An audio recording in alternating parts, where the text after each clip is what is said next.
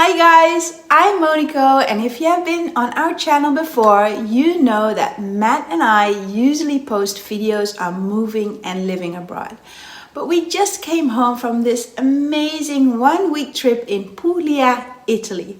So far we are not planning to move to Italy, but if you are considering moving to Italy or any other country in Europe, then we highly recommend checking out Puglia as a holiday destination.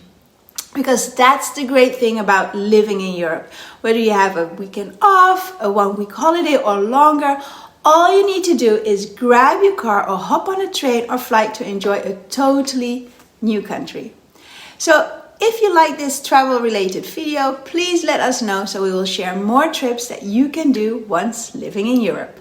To be honest, if you have asked me where Puglia was located last year, I wouldn't have known. I'm not even sure if I pronounce it right, so I apologize if I have it wrong. But when I was researching for our summer holiday to Tuscany last year, I stumbled upon Puglia as well, and I knew that we had to go there one day. But unfortunately, if you have children, you are stuck to school holidays, making it pretty expensive to go on a short trip. And in the summer holidays, it can get crazy busy in Southern Europe.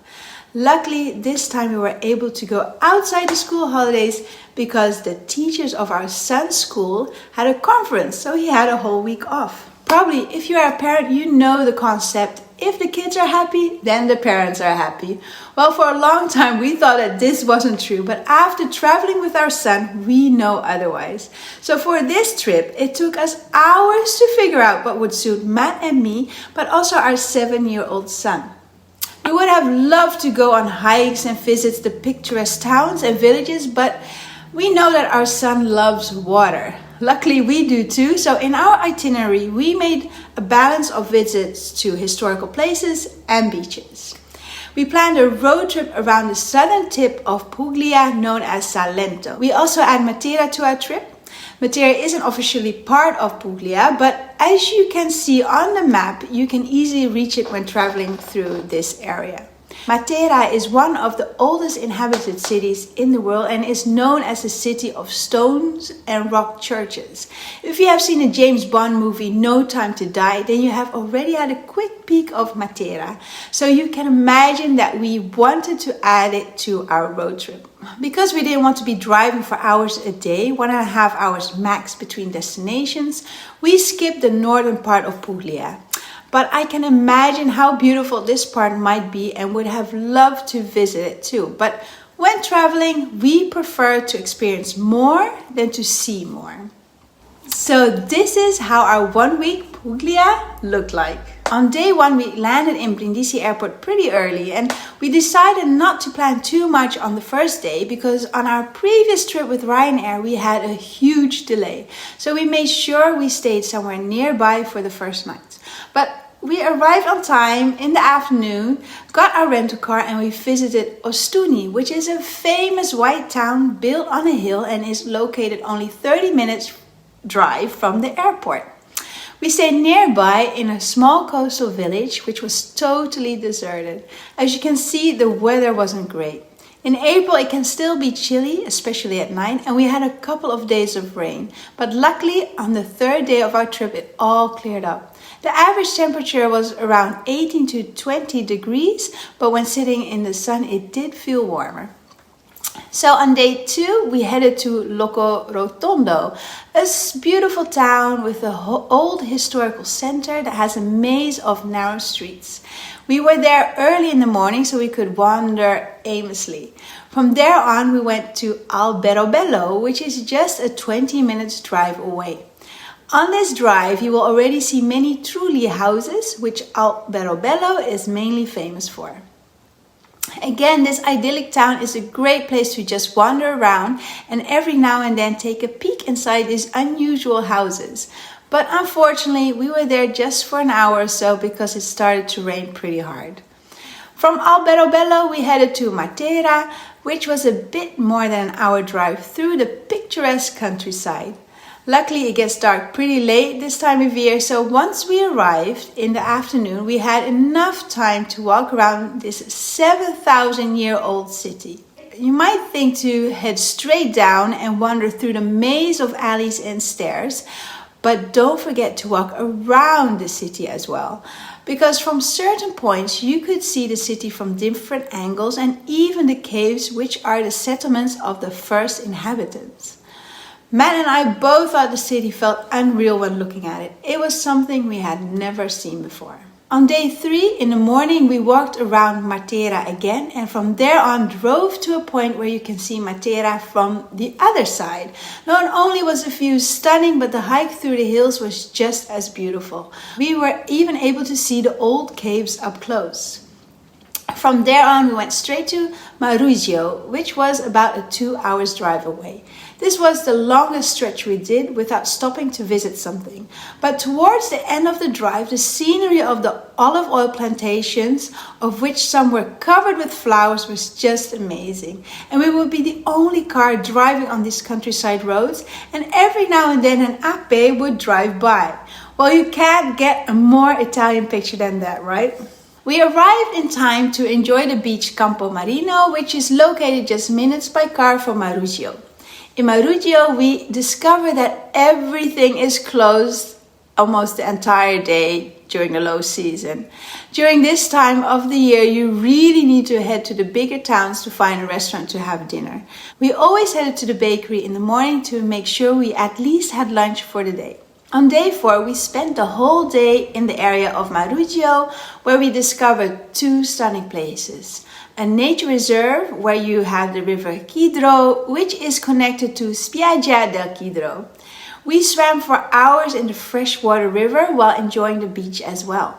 And we were practically the only ones. Perhaps also because the Italians think it is crazy to go swimming in the cold water, but we are used to it.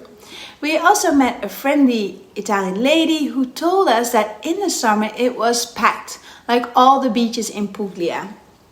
She also recommended to go to another beach, Punta Prosciutto. So that's what we did. We even saw flamingos along the way, and once at the beach, we were so surprised. It seemed like we ended up at a tropical beach. As you can see, it was beautiful. On day 5, we left Maruzio for Santa Maria de Leuca. We used Google to find our way, but in this case, we didn't choose the bigger roads, but the smaller roads along the coast.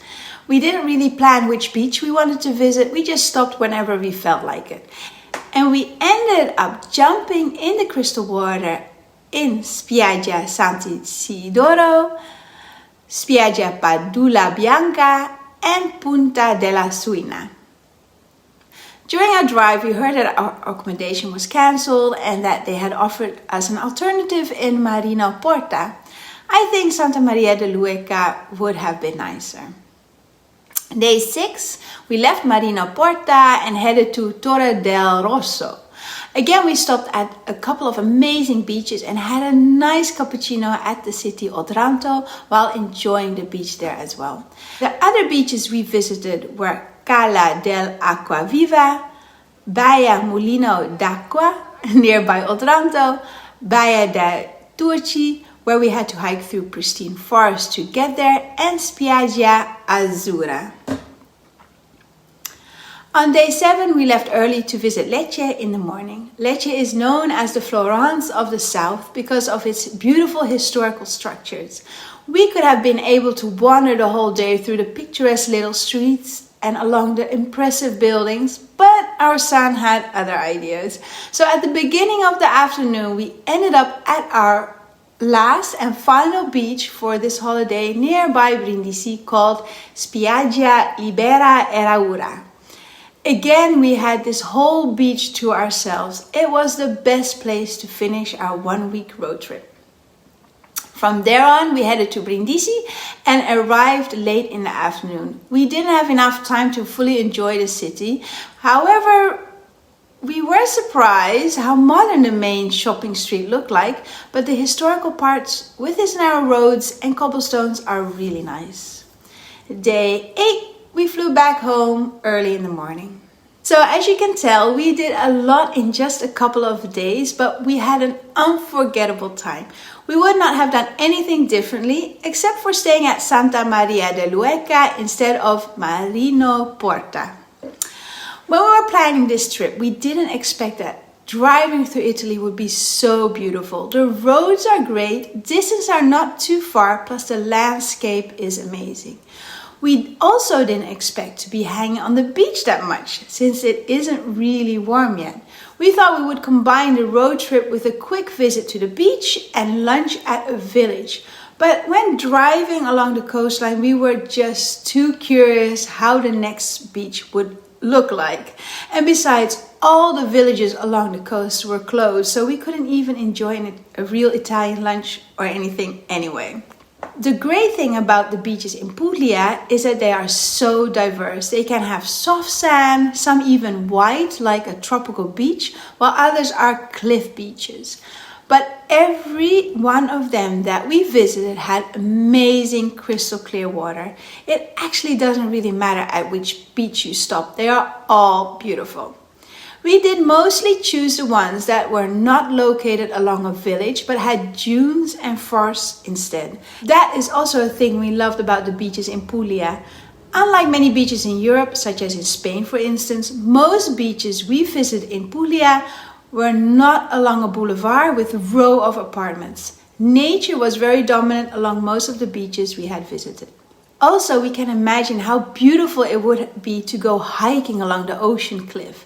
We saw that there was a trail at the Baia Mulino d'Acqua near Otranto. We highly recommend checking that out if you like hiking.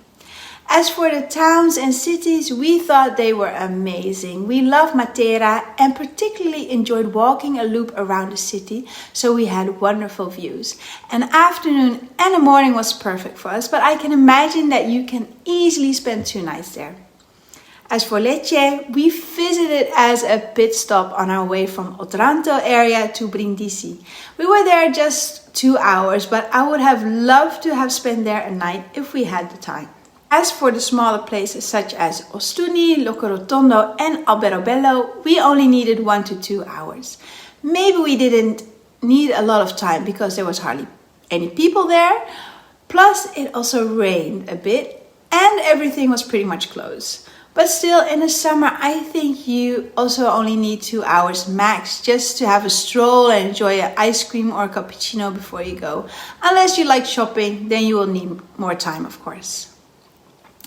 We think traveling in April is ideal, but that said, there are some disadvantages as well. 1, it is still pretty cold and the chances of rain are higher. We had rain on the first 2 days, but luckily we had sun with around 20 degrees Celsius for the rest of the week. But there was always this chilly wind. 2, almost all restaurants are closed in smaller seaside villages. Nothing is open during the day. 3, seaside villages are deserted in a low season. The shutters of all the houses were closed and you would literally see no one. It looked like a scene from The Walking Dead where everybody had run away. Later we heard that it only gets busier on the weekends, but in the high season these villages are packed. 4, tours were all closed. We would have really wanted to go on a boat and explore the caves along the coast nearby Santa Maria de Luca. 5, limited choice of accommodation along the coastal areas. For Matera and Brindisi, we had more options. But that said, the advantages of going now instead of the summer are: 1, it's still the low season, so no big crowds. 2, beaches were practically deserted. For many Italians or most people, it is still too cold to visit the beach, let alone swim. We did go because we are used to swimming in cold water, and if the sun is shining, then we already consider it pretty warm. 3, during our whole trip, the landscape was amazing. You had lush green hills, a lot of olive trees, and so many wildflowers. I can imagine this will change once it gets sizzling hot in the summer. 5, car rental is much cheaper. 6, easy parking everywhere. There was hardly any traffic. So that was our week in Puglia. I hope you enjoyed this video and that it will help you plan your trip to this amazing part of Italy. If you liked the video, please consider pressing the like button and the subscribe button below. And if you have any comments, please let us know. We would love to hear if you are interested in more travel related videos. So that's it for now. Thank you for watching. Bye bye.